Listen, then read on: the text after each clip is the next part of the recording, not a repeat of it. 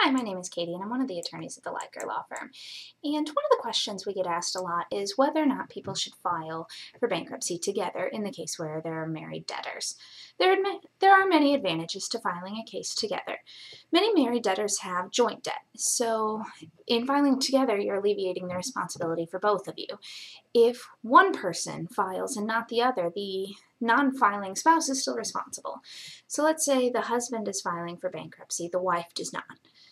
The husband and wife have a house, some credit cards, and a car together. The house gets foreclosed on, there's a deficiency. So if the husband files, he's not responsible for the deficiency, he's not responsible for the credit cards, and he's not going to be responsible for any deficiency on that repossessed car.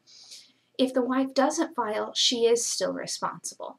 This is actually true in any situation, whether you're married or not. So if you and your significant other that you are not married to, if you and your boyfriend own a car together and you file and the boyfriend does not, he's still going to be financially responsible. The same is true of siblings, any other relationship, even if you don't have a relationship.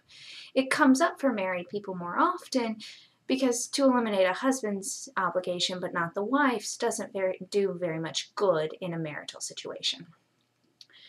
So if only one spouse is filing, using our hypothetical, the wife did not, the wife is still responsible. They can sue, they can collect, they can garnish, they can make phone calls. Any of those remedies would still be available to the creditors. In some cases, debtors file together and then later realize that there's a reason they shouldn't. And in making that decision, you probably want to talk to your attorney and they can give you some advice.